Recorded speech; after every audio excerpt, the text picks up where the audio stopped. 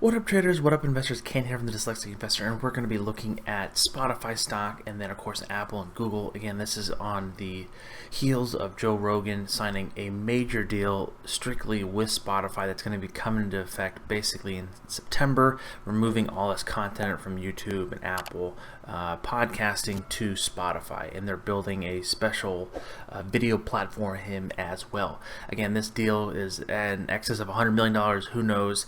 People familiar with the matter are saying that. That being said, is this going to be a big jump for Apple and Google, loss of revenue? They're going to lose revenue, especially from the YouTube stuff and so forth, and a lot of people using the Apple Podcast app to listen to their podcast due to the fact of trying to listen to Joe Rogan.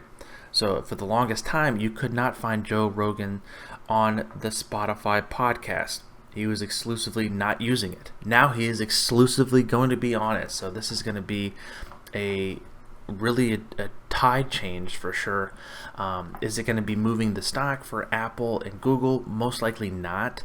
But it definitely did move the stock for Spotify.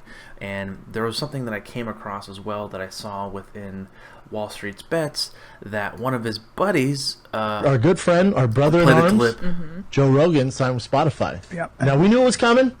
We knew it was coming. Yeah. We had a little bird tell us. A little bird, I mean, Joe Rogan. But we knew it was coming, and then it shocked the world when it did happen. Yeah. And our good So basically, I'm not familiar with the fighter and the kid. So this is basically Bryan Cranston and I forget this guy's name. I feel terrible. Saying that they knew knowledge, or Joe Rogan told them that this deal happening. Is that insider trading? I don't know. Did they load up on Spotify stock before this? I don't know. But it's just interesting. It's a news article. People get jazzed up about it. We'll see what happens. I doubt anything will come from it. That being said, let's go ahead and we'll dive into Spotify stock, and we'll analyze Google and Apple as well. Again, this is on the heels of Spotify running up quite a bit since that move. So Spotify ticker symbol is SPOT, and you can clearly tell when the announcement was taken. Basically, just what's this, Friday, Thursday, Wednesday, it went up. Let's just call it right here, and we're gonna say probably, I think it went up like 30% to the high. Yeah, 31% it jumped. They added, I think, $4 or $5 billion in value and market cap value, but then they only had a, again, they didn't give him a blank check or a check with $100 million and hand it to it. It's the way it's associated with performance and views and things like that, and some metrics that he has to meet to get that money. But definitely he's going to be very much more well off than he has been, and him and Jamie are going to be sailing the seven seas in a really beautiful yacht for sure. In the sea of the digital web of music, or of podcasting. So that being said, so Spotify stock has kind of been a mixed bag of things. So this is, again, a daily chart. The stock kind of came on the public markets just basically with a lot of IPOs last summer and 19, and it traded up as a lot of IPOs did, but then after the fall of early 19, it kind of came crashing down with a lot of other IPOs. And it kind of had a really bad downward movement going all the way down to 103, and then trading below its 200 exponential moving average for some time, kind of breaking out a little bit, breaking lower, kind of above it, but not enough strength to be able to come out of it and stay above it, until this recently, with a lot of people staying at home, listening to a lot of podcasts, listening to a lot of music, being able to kind of make a rally here, having a fairly good quarter. They're still losing money, but I think they're investing quite heavily on a lot of R&D and updating the apps and moving things around to make the experience better, investing in a lot of buying multiple. Joe Rogan podcast is not the first podcast they bought. They bought Gimlet Media. They bought a couple other bigger name podcasts for millions of dollars, or hundreds of millions of dollars. they're investing pretty heavily in podcasting. And so the thing is even you can still listen to the Joe Rogan podcast, but you have to listen to on the Spotify app. You don't have to pay for Spotify to listen to it as well. Spotify has a complete free version in which they run ads and they collect your data for sure, even for the paid members, which I am a paid member, but they still, of course, collect my data. And they see always me listening to a bunch of Disney songs due to my daughter loving the Disney soundtracks. That being said, we can kind of see here it breaking out above the 200 exponential moving average and giving a huge, pretty big gap up on earnings, kind of coming back down, holding the 5 and 8 exponential moving average, which is again tied to a lot of momentum. Again, with that, you're seeing the RSI on the higher end at 55 to 60, and then trying to volume oscillator as well above the yellow line, which is great. Momentum is above 0. We've been trading pretty high here until the news hits. Kind of almost bounced off the 21, but then just took a elevator up 31%ish that last week, and then now just kind of hanging out up here. This is basically what the market deems Spotify's current value at 190. Is that a little extended? Maybe. This is I know Joe Rogan podcast is fantastic. I love the Elon Musk interviews and all the other interviews that he does, but this is a lot of movement. Would I want to short this? No, not yet. Looking here on the weekly chart, it has just popped off again. It's trying to test its all-time high. It got really close, so we're going to create an alert up here, and then I want to bring this chart this direction. Yeah, so this ongoing support on the way down is going to be substantially lower.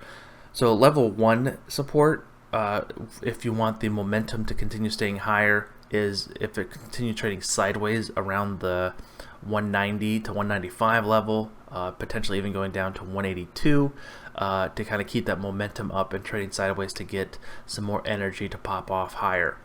Looking at the some moving averages, we're gonna have to wait to see the 21 kind of catch up. The parabolic SAR is on the bottom, which is again potentially more upside coming, more momentum and strength there. If that can kind of keep up, we have seen momentum kind of shrink off. Same with the volume oscillator and with the RSI kind of coming off as overbought. Again, we can see what happens. Most likely, this news is already baked in. We do not have any earnings on the horizon since we just currently had it. Potentially can be just trading sideways with the overall market until another shoe drops or something else happens. With his buddies that we talked about that showed the podcast, that they knew about it. Did they take action to it? No. That kind of information I think is always somewhat around there, especially within the Hollywood scene. Someone always knows something, but it's not until you take action on it. So again, they could have bought 100 shares, who knows. This kind of implying that people knew about the matter, which we'll see what happens. I don't think again anything will happen from that. But more importantly, that's basically the Spotify analysis. We're going to maybe see if it can hold above this level. I'm going to give it some room if it does come down for some trading room here. So the next one is going to be losing this, of course. This is going to be directly linked to YouTube. So YouTube is going to be no longer having the full podcast on its client. Again, your Joe Rogan has nearly over 8 million subscribers, 150 million views or listeners a month. It's pretty insane numbers that you hear about it. But Google, it didn't really care. Like again, Google is such a huge conglomerate of different things, and of course YouTube is just a small part of Google. That being said, we can just analyze Google because I honestly like Google. So we kind of get like a failed breakout here. Again, so where I'm getting these lines from are from a Fibonacci retracement here. Basically, there we go. The 1421 is going to be the 78.6 percentile move, and then the 618 is going to be this move down here, which is at 1331. Again, we're going to make that at or below. That's going to be the first tier up or down. It's, of course, you can see that it's kind of hugging this top line here, basically this top fib. And the reason these fibs are really important is this is usually when things break up or break down. With the ongoing support of the 21 below here, so if it does come down anywhere between 1347 to 1330 would be a initial strong support due to the fibs down here and the exponential moving average and the parabolic SAR. Excuse me. So looking for a potential kick higher is again in the cards for sure. The RSI is still above 60, which is great. Momentum's above zero. The squeeze, nothing too important, but the momentum is trying to kick higher. Volume oscillator is above the yellow line and kind of trading sideways, indicating what we're looking at here. This could be all good news. Again, Google's going to move with the overall market. It just recently had earnings, gapped up on it, really nice move. Again, been trading between the 5 and 8 exponential moving average for momentum. Kind of nearly touched down here at the 21, but had a nice bounce back. You can kind of see here the 21 has been very strong support basically since the beginning of April. You kind of see here tapping it multiple times and just kind of riding it up this huge new trend. Nowhere near, it's not nowhere near, it's quite a ways off, nearly 100 some odd, 110, 115 points from its all-time high compared to Facebook and things like that have already broken out near its all-time highs. It's kind of I wouldn't consider it a lagger within the tech industry because we'll just jump to Apple here in a second and we can look at their analysis. Basically, it's going to kind of mimic this very same movement with the tech stocks, basically falling in the same cohort. The thing is also key to look at here is between 1477 and again 1437 is a huge gap down. That was again due to something happened there with the overall market shifting when it broke the 21 really harsh and then really didn't look back for literally a month, in the sense of this gap up, this gap down. Once we can maybe fill this gap, there's going to be quite a bit of selling, I believe, due to the fact of some weak hands of people who bought in at this level here at 1450, because you can see here a lot of volume came in after earnings around this 21, potentially a lot of people who got into it holding it, and then this huge colossal issue happened, and then now we're kind of get a really weak V-shaped bottom, kind of slowly grinding higher, potentially seeing if it can break above the 1425 level or higher again. Be mindful of a lot of overhead support with some people trying to get out of their position just to kind of create a scratch. Alright, so then let's go to Apple. It's AAPL, and this one is basically looks somewhat similar to what we just literally we just looked at with Google. You can kind of see that gap down at last week of February, cutting right through the 21 exponential moving average, with the moving averages continue going down for the next month or so, kind of making a recovery in early April, and then really holding the 21 very well. Again, trading sideways for the last 2 or 3 days, or sorry, a week and a half at least, with 2 or 3 days just really closely, neatly together. Again, this is going to be hugely tied to, again, more with Apple is going to be tied to the deal with China. If President Trump tries to go after them or create a new deal or something different, it's highly levered to that. I know I just read that Apple moved some of their AirPod Pros to Vietnam and moved that out of China, and they're trying to disrupt some of their supply chains and getting it out of China's hands. That being said, we can kind of look here as well. I like this. I love Apple. This is some really key points. We can kind of see here it's trading higher than Google, because again, Google was again between the 718 and the 618. This has already broken above that, and basically the 718 percentile move is its initial first support if it decides to go down.